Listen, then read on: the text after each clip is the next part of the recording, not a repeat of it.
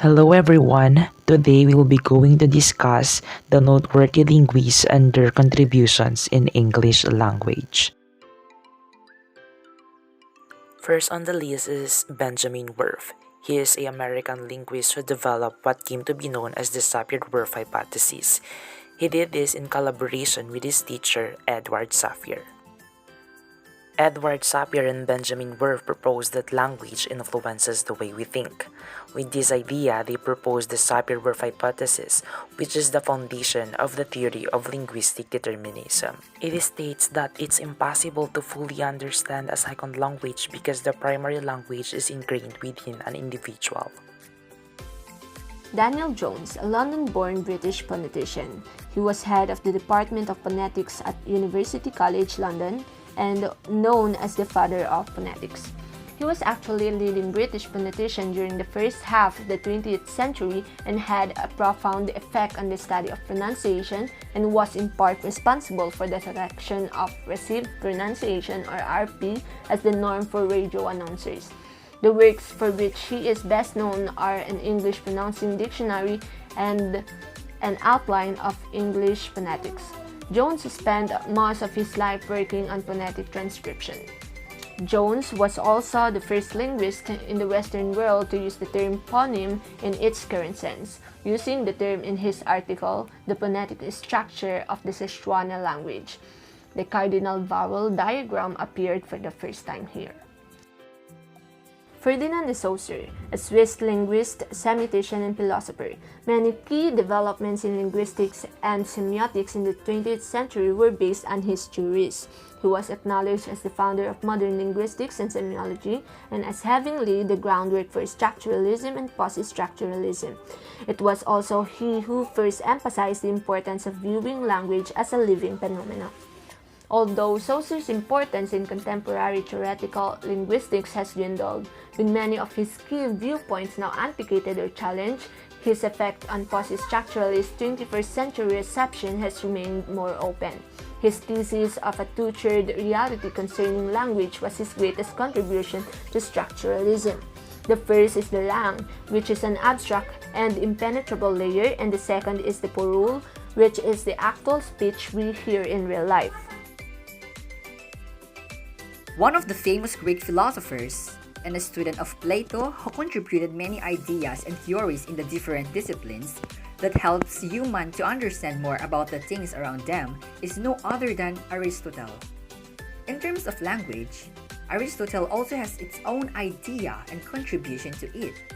He believed that language is not for casting spell or calling for spirits, but he described it as a demythologized language. This means that language is to provide an explanation of something or to present something in a way that removes any mystery surrounding on it. Therefore, he believed that language is a rational inquiry, meaning to say, we use language for a reason. We also have Robert Loth, who was a bishop of the Church of England, Oxford professor of poetry, and the author of one of the most influential textbooks of English grammar. A short introduction to English grammar is one of his famous books that made him popular. His contribution is the Loth's grammar, and his work served as a source for prescriptive way of using a language. When we say prescriptive way, it is the standard way of writing and saying a language. Umberto Eco was an Italian medievalist, philosopher, semiotician, cultural critic, political and social commentator, and novelist. He was born on January 5, 1932 in Alessandria. His family had 13 sons. He studied philosophy and humanities at the University of Turin. He received a Doctor of Philosophy there. Echo worked as a professor in different places. Starting in 1971, he held the chair of semiotics at the University of Bologna. At the university, a chair is the highest rank a professor can earn. He was also given honorary degrees by 30 different universities. He had been named satrap of pataphysics for his humorous works. One of his most important books is How to Travel with a Simon. Because of the field of semiotics covers quite a diversity of science, he has developed a classification in which he distinguishes between artificial and natural science. Natural science are divided into two classes. Science identified with natural events or things, for example the position of the sun, and science unintentionally produced by a human agent, for instance a rash indicating chickenpox. Artificial science are divided into two classes. Science unintentionally produced in order to signify, and science intentionally produced as functions. Roman Osipovich Jacobson. He is an Russian-American linguist and a literary theorist. He is also one of the pioneers of the structural linguistics.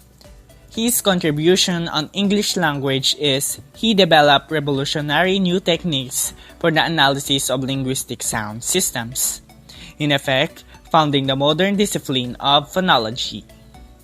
Jacobson went on to extend similar principles and techniques to the study of other aspects of language such as syntax, morphology, and semantics. Robin Talmach Lakoff was born in 1942 in Brooklyn, New York. She was a professor of linguistics at the University of California, Berkeley in the field of social linguistics, language, and gender. She was married to linguist George Lakoff. She has taught at University of California, Berkeley since 1972. Lakoff's work, Language and Women's Place, introduces to the field of social linguistics many ideas about women's language that are now often commonplace.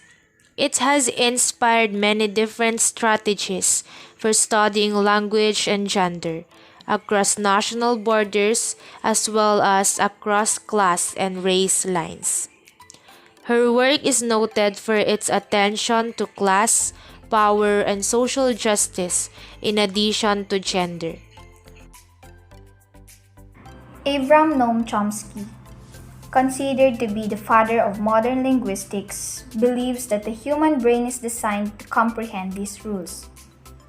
He is the most well-known and influential linguist of the 20th century.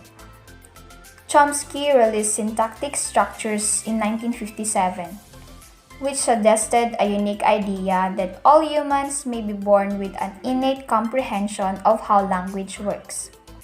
The conditions of our lives, of course, determine whether we learn Arabic, English, Chinese, or sign language. But, according to Chomsky, humans can learn a language because we're born with a universal grammar. Universal grammar is a fundamental grasp of how communication works. Chomsky's theory has gained widespread acceptance. Noam Chomsky also contributed the idea of language acquisition device, which states that inside the brain there is genital that is responsible in acquiring a language. That's it for our topic. We hope that you learned something new from us. Thank you for watching.